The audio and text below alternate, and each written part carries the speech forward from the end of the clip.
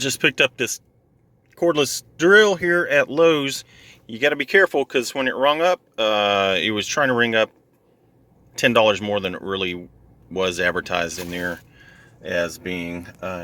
It's it's on sale for $59.98 or something like that, and they had a little sign out showing that, and I remembered that when I went up and did the self-checkout. Of course, it rung up as $69.98 or whatever it was, and so I had to let them know, and they were real cool about it.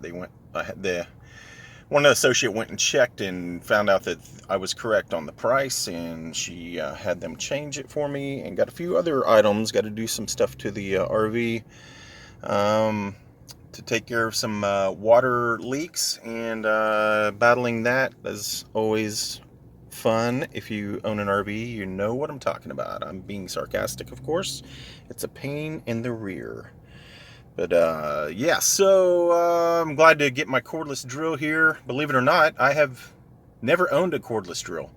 I had an old school corded drill that I've been using for many years, and Dana had one, and both of those have just seen better days. So I finally bit the bullet and got this, and it seems like a pretty good deal. Hopefully it lasts a while.